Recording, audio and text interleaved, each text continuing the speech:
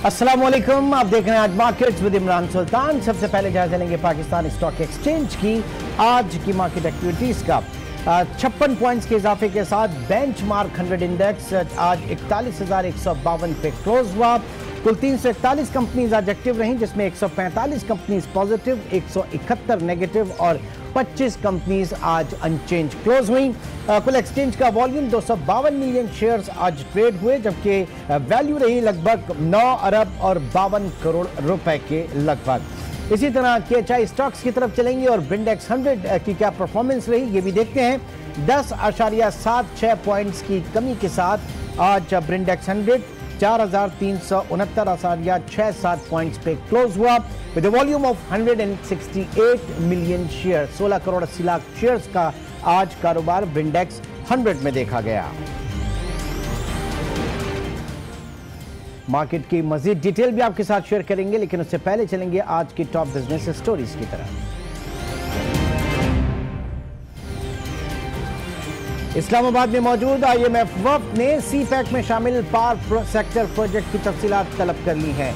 दरकार तफसीलात में contract loan structure, power plant और IPPs के स्ट्रक्चर में फर्क, इजाफी मराहत, फ्यूल सप्लाई की तफसीलात भी शामिल हैं। जराये के मुताबिक अब तक सर्कुलर डेट के हवाले से कोई डिस्कशन नहीं हुआ, ताहम आगे चलकर इस पर भी बातचीत होगी। हालिया पावर टैरिफ में इजाफे से रवा माली साल सर्कुलर डेट में 90 अरब रुपए की कमी होगी। वाज़ेह है कि इस वक्त सर्कुलर डेट 700 अरब रुपए है, जबकि पावर होल्डिंग कंपनी लिमिटेड का लोन स्टॉक भी 532 अरब रुपए तक पहुंच गया है। चीन में मौजूद पाकिस्तानी इकोनॉमिक टीम जल्द अज जल्द बैलेंस ऑफ पेमेंट सपोर्ट के लिए 3 अरब डॉलर के हुसूल के साथ ही बाहमी तिजारत के लिए युआन और चीनी मार्केट तक तरजीही रसाई के लिए मुज़ाकरात में मशगूल है। जो कि वजीर खजाना असद उमर कह चुके हैं कि सऊदी और चीनी बेल आउट पैकेज के बाद अदायगियों का मसला हल हो गया है, ताहम इस मद में स्टेट बैंक के अकाउंट में अब तक $1 भी जमा नहीं हुआ। दूसरी जानिब secretary finance, governor state bank और सेक्रेटरी तिजारत इस वक्त इस्लामाबाद में IMF से 5 से 7 अरब डॉलर के नए प्रोग्राम के लिए कोशां हैं। और वजीर आजम के मुशीर बराए एहतिसाब शहजाद अकबर का कहना है कि एसेट रिकवरी यूनिट ने 10 ममालिक में पाकिस्तानियों की 5.3 अरब डॉलर या 700 अरब रुपए मालियत के असासों का सुराग लगा लिया है। ये रकम लूटी और मनी लॉन्ड्रिंग के जरिए बाहर भेजी गई रकम का बहुत छोटा सा हिस्सा है। उन्होंने कहा कि तमाम तर कानूनी तकाजे पूरे करने के बाद लूटी गई रकम पाकिस्तान वापस लाई जाएगी। इस दौरान मनी लॉन्ड्रिंग के लिए 500 जाली बैंक अकाउंट्स का भी इंकिशाफ हुआ है।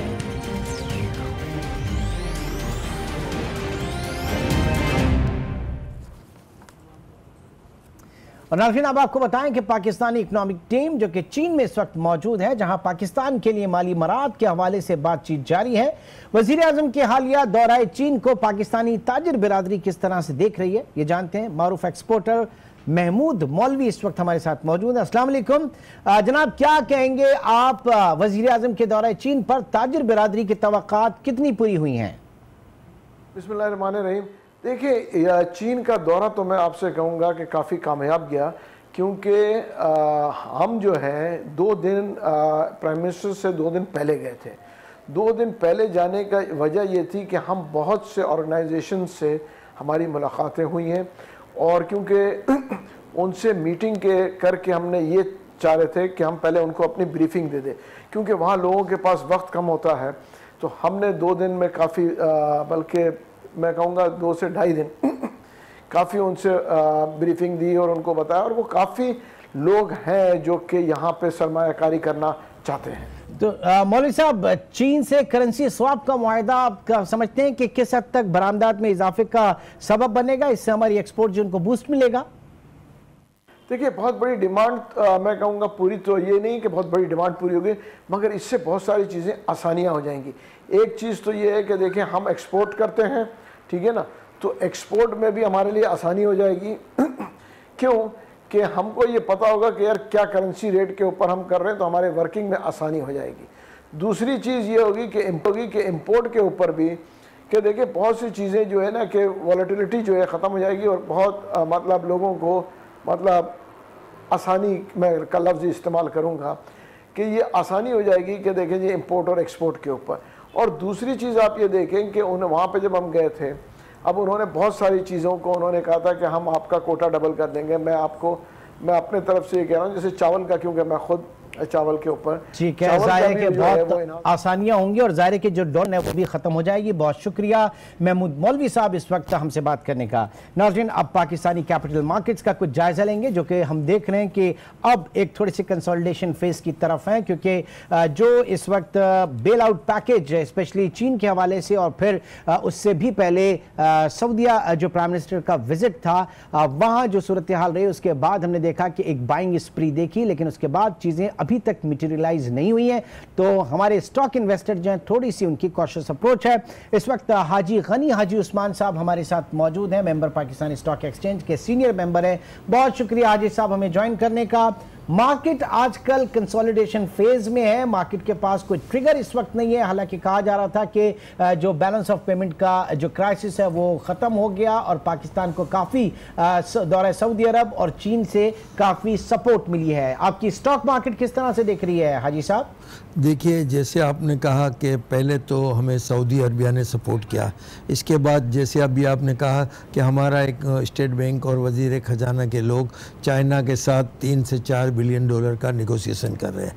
और तीसरी बात यह है कि जैसे IMF के साथ भी हमारे नेगोशिएशन हो रहे हैं। पहले हम समझ रहे थे कि हमें IMF के साथ मजबूरी होगी और 15 से 17 बिलियन डॉलर लेने पड़ेंगे, मगर अब जो बातें आ रही है और मीडिया और सब जगह से पता चल रहा है कि हमारी डिमांड 6 से 7 बिलियन डॉलर्स की है। जैसे हमारे वज़ीर ख़जाना ने भी कहा कि जो हमें जो प्रॉब्लम से वो क्राइसिस का मसला तो हल हो गया है। नहीं, लेकिन अभी तक स्टेट बैंक के अकाउंट में $1 भी नहीं आया। अभी कल या परसों वहीं पे है। और जो प्रेशर था बैलेंस ऑफ पेमेंट का, ज़ाहिर है कि अदायगियों का तवाज़ुन हमें बेहतर करना है। हमारे पास 2 महीने से ज़्यादा का हम इंपोर्ट कवर नहीं है। देखिए, ये आपकी बात 100% करेक्ट है। जैसे कल फाइनेंस मिनिस्टर ने भी कहा था कि सऊदी अरबिया से हमारे पास विद इन 1-2 डे में $1 बिलियन आ जाएंगे। अच्छा। जैसे जो भी बातें, जो भी कमिटमेंट हुए हैं, मेरे ख्याल में ये तो इंटरनेशनल टाइप के कमिटमेंट होते हैं, वो कमिटमेंट होने के बाद हमेशा ही पूरे होते हैं। ठीक है, वो तो इंशाल्लाह जरूर पूरा होगा। हाँ, इंशाल्लाह जरूर। जो है मार्केट के जैसे अपने मार्केट में पहले तो 2-3 डाउट थे कि पहले आपने देखा कि मार्केट 37,000 पे आ गई, इसके आपने मार्केट को देखा 42,000 पे आई। उस वक्त ये डाउट था कि चीन से डेलीगेशन जब वापस आया तो कोई कंफर्मेशन नहीं था, हालांकि सऊदी से हमें बहुत ही अच्छा सपोर्ट मिला और कोई कंसल्टेशन, कोई भी कमिटमेंट की बातें नहीं आ रही थी। और मैंने जहाँ तक सुना कि प्राइम मिनिस्टर साहब ने भी ये कहा कि इस पोजीशन में हम इस बात को ओपन डिक्लेयर नहीं कर सकते और हमारा एक डेलीगेशन 9 नवंबर से लेके अब तक वहीं है और मेरे ख्याल में विद इन 3-4 डे और ये नेगोशिएशन फाइनल हो जाएंगे। और IMF के साथ भी हमारे नेगोशिएशन में अभी 10 से 12 दिन और लगेंगे। तो हाजी साहब, मेरा सवाल यहाँ पे ये है कि चीन से हमें मदद मिल रही है, नहीं मिल रही, आज मिल रही है या कल मिल रही है, या सऊदी अरब जो है वो परसों हमें पैसे दे रहा है? हमारी जो कैपिटल मार्केट्स हैं वो असल में है क्या? इतनी ज्यादा वॉलेटिलिटी, इतनी ज्यादा स्पेकुलेशन किसी भी चीज पे। कहाँ है आपके हाई नेटवर्थ इंडिविजुअल्स, कहाँ है आपके म्यूचुअल फंड्स, कहाँ है आपका कॉर्पोरेट सेक्टर? ये सारी बातें तो रिटेल इन्वेस्टर जो कि मार्केट में वॉलेटिलिटी बढ़ाता है, स्पेकुलेशन बढ़ाता है, ये तो उसके करने की होती है कि वो मार्केट में अप्स एंड डाउन्स देखता है। बाकी तो बड़े सीरियस और लॉन्ग टर्म प्लेयर आपकी मार्केट में भी मौजूद हैं। देखिए, जैसे अभी आपने देखा होगा कि मार्केट 52,000 से लेके 37,000 पे आई।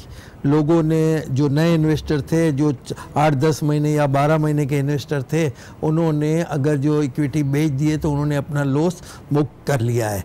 नो डाउट इसके बाद 37,000 पे नए बायर आए और नए बायर बड़े कॉन्फिडेंस है। और हमारी जो भी कंपनियों की वर्किंग है उसमें एक्सेप्ट थोड़ा बहुत बैंक के सिवा मेरे ख्याल में मेजॉरिटी की वर्किंग सेम आ रही है। और अब आप देखेंगे कि ये 3rd क्वार्टर के भी रिजल्ट आ रहे हैं और दिसंबर में बिग्स कंपनियों के लाइक कॉमर्शियल बैंकों के भी रिजल्ट आएंगे। तो मेरे ख्याल में इंटरेस्ट रेट बढ़ा है, इस वजह से 3rd क्वार्टर या 4th क्वार्टर का बैंकों के भी रिजल्ट अच्छे आएंगे। तो कुछ इस वक्त टेक लेते हैं। जफर मोती भी हमारे साथ मौजूद हैं, CEO जफर मोती सिक्योरिटीज। जफर साहब बहुत शुक्रिया हमें ज्वाइन करने का।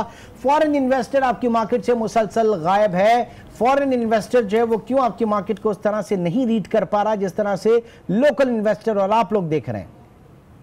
ये कि आपको स्टेट बैंक के गवर्नर कहीं नजर आते हैं, अगर वो आए कहीं पर नजर आए, इंटरवीन करें और कहीं पर डॉलर रुपये की पैरिटी स्टेबल करें तो वो आएंगे, नहीं तो वो कब आएंगे? वो आने को तैयार हैं, लेकिन आपकी एक करेंसी तो प्रॉब्लमेटिक हो गई है। और दूसरा जो बाकी हम एम्बेसी के लोगों से मिल रहे हैं, दूसरे आप बात करें एक्सचेंज रेट के ऊपर, तो एक्सचेंज रेट अगर आप IMF में जाते हैं तो जाहिर है कि आपको अपनी करेंसी को फ्लेक्सिबल उसमें लेकर आना है, डीवैल्यू करना है। ये तो आपको डे 1 से पता था जफर साहब? बिल्कुल पता है, लेकिन इतनी हम ऑलरेडी डीवैल्यू कर चुके हैं, इसके बाद भी डिमांड उनकी है कि और डीवैल्यू करें। और दूसरा सबसे बड़ा मसला ये आ रहा है कि मैं कई फॉरेन एम्बेसीज के लोगों से मिला, वो अभी भी हमारी करेंसी को ओवर वैल्यूड कह रहे हैं। अभी भी ओवर वैल्यूड कह रहे हैं। अमेरिकन एम्बेसी जो है हाँ। वो ओवर वैल्यूड कह रही है कि भाई ये जो है ओवर वैल्यूड है और ये जो इसको अभी और डीवैल्यू करना पड़ेगा, जो काफी तशवीशनाक एज अ कंज्यूमर और एज अ पाकिस्तानी मुझे फील हो रहा है। तो हाजी गनी उस्मान, अगर और ओवर वैल्यूड अभी और आप उसको ट्रिम करते हैं और उसको एडजस्ट करने पे जाते हैं, डीवैल्यू करते हैं, साथ ही साथ एक्सचेंज रेट, इसके साथ साथ आप पॉलिसी रेट शरह सूद भी यकीनन जो है वो बढ़ेगी। इनकेस अगर हम IMF के पास जाते हैं और बड़े प्रोग्राम के लिए जाते हैं तो कितनी कंडीशन आप देख रहे हैं कि आपके पास स्पेस है कि आप अपनी शराइत पे IMF के पास जाएंगे? हाजी गनी साहब देखिए, मैं आपको बताऊं कि डॉलर डीवैल्यू और फर्दर कह रहे हैं कि 2-4 रुपए और हमें रुपए को डीवैल्यू करना होगा। दूसरा, आपने जैसे अभी कहा कि कैबो रेट जो है वो भी हमें बढ़ाने होंगे। तीसरा ये कहे कि बातें आ रही है कि इलेक्ट्रिसिटी के और गैस के, इलेक्ट्रिसिटी के भी हमें पैसे बढ़ाने होंगे।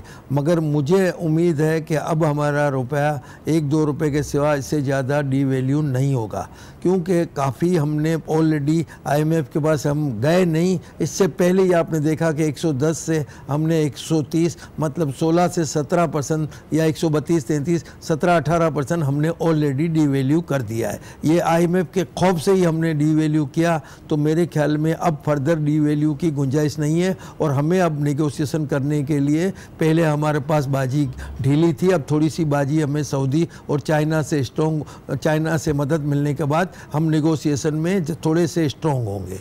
अच्छा, कितने हम स्ट्रॉन्ग है जफर साहब? इस वक्त जाहिर है कि आप जनवरी में 3.25% पे आप पॉलिसी रेट पे थे, शरह सूद पे थे, आज आप 8.5% पे IMF प्रोग्राम में अगर जाते हैं, डबल डिजिट में अगर आप आते हैं शरह सूद में, तो जाहिर है कि डबल डिजिट फिर आप इन्फ्लेशन का भी देख रहे हैं। तो प्राइम मिनिस्टर का जो ख्वाब है एक सस्ते घरों की तामीर का, कमर्शियल बैंक्स आएंगे, क्या वो मार्केट रेट से कम पे लैंड कर पाएंगे? PTI का जो मेजर ख्वाब है ये पूरा हो पाएगा? खुद उनके लिए कितना बड़ा हर्डल है इस वक्त IMF की शर्त, और वो भी सख्त शर्त? एक ही वर्ड में बोल सकता हूँ कि मुश्किल है, क्योंकि अब ये जो इंट्रा बैंक का काइबोर का रेट जा रहा है 100 बेसिस पॉइंट बढ़ाना, इसका मतलब गवर्नमेंट को समझ आ गई कि इन्फ्लेशन पूरी तरह बढ़ रही है। और वो जो बातें होती थी पुरानी गवर्नमेंट जो बुक मेकिंग करती थी कि ये रिपोर्ट है और ये है और इन्फ्लेशन बढ़ी नहीं है और पेरिशेबल आइटम में इन्फ्लेशन बढ़ी है और मुर्गी सस्ती है और आलू सस्ता है, ये इस तरह की बातें अब चलेंगी नहीं, क्योंकि मीडिया जो है वो फौरन बता देता है कि अभी क्या प्राइसेस चल रही है। और अभी ये जो प्राइसेस हैं उससे ये लगता है कि अब डबल डिजिट पर हम इंटरेस्ट रेट पर जाएंगे तो फिर वही इन्फ्लेशन के रेट्स होंगे जो आज से कोई 8 साल या 10 साल पहले होते थे। इसलिए मुझे मुश्किल लग रहा है कि ये जो बिल्डिंग मेकिंग है और ये जो ख्वाब है ये काफी मुश्किल तरीके से एक सख्त, एक टफ टास्क होगा हुकूमत के लिए। हाजी गनी साहब, आपकी कैपिटल मार्केट्स क्या कर रही है? डीम्यूचुअलाइजेशन के बाद, इंटीग्रेशन के बाद, कॉर्पोरेटाइजेशन के बाद वॉल्यूम्स आपके हैं नहीं, क्या इस आज के इन दिनों के लिए आपने पाल पोस के बड़ा किया था अपनी स्टॉक एक्सचेंज को? पूरी जिंदगी लगा दिया आपने इस बिजनेस में? देखिए, जैसे आपने कहा कि आफ्टर डीम्यूचुएशन या हमने जो पाकिस्तानी स्टॉक एक्सचेंज का स्टेक होल्डर चाइना को जो पार्टनर बनाया, मैं 100% कह रहा हूँ कि अभी तक मुझे पौने 2 साल हो गए, मैं देख रहा हूँ कि जो चाइनीज़ ने जो मैनेजमेंट लिया है उसमें कोई ऐसी चेंजेस आई नहीं है। मैं तो ये समझता था कि हम 40% ये डिसइन्वेस्ट कर रहे हैं तो पाकिस्तानी स्टॉक एक्सचेंज मार्केट में जो चाइना में जो मार्केट चलती है इस टाइप के स्टेप लिए जाएंगे। तो मैं आपकी बात को क्लियर हूँ कि डीम्यूचुएशन के बाद, डीम्यूचुएशन तो अलग चीज़ थी, मगर स्टेक जो हमने 40% बेचा और उसके बाद मैंने कुछ नहीं देखा, अननेसेसरी एक्सपेंडिचर स्टॉक के बढ़े हैं। और स्टॉक एक्सचेंज की आपने जो आखिरी बैलेंस शीट देखी कि ओनली 8 पैसे की अर्निंग आई है। तो हमारे पास नो डाउट आज भी पाकिस्तानी स्टॉक एक्सचेंज का शेयर 17 रुपये पे है। तो मेरे ख्याल में मुझे लगता था कि चाइनीज़ और हबीब बैंक भी इसमें जॉइंट में था तो ये कुछ करेंगे, मगर मुझे अभी तक होता हुआ कुछ नज़र नहीं आ रहा। जफर साहब, ये चाइनीज जो है ज़ाहिर है कि स्ट्रेटेजिक इन्वेस्टर हमारे यहाँ आए, चाइनीज इन्वेस्टमेंट टिकाऊ होगी आपकी मार्केट के लिए कि नहीं?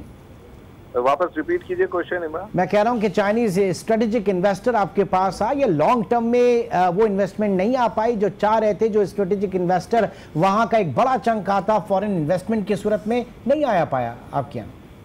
वो नहीं आ पाया। और यही जो अभी हम लोग ये डिस्कशन आपके प्रोग्राम में स्टार्ट में जो था कि भाई सऊदीया क्या पैसे भेज रहा है, रोज सुबह हमारी मार्केट उठती है तो पहले पूछती है बैंक में $1 बिलियन आए कि नहीं।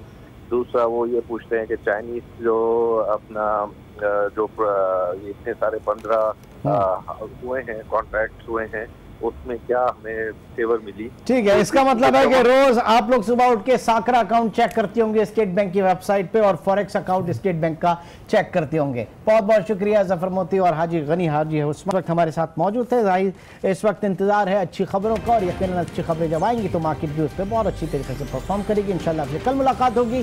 टिल देन टेक केयर, अल्लाह हाफ़िज़।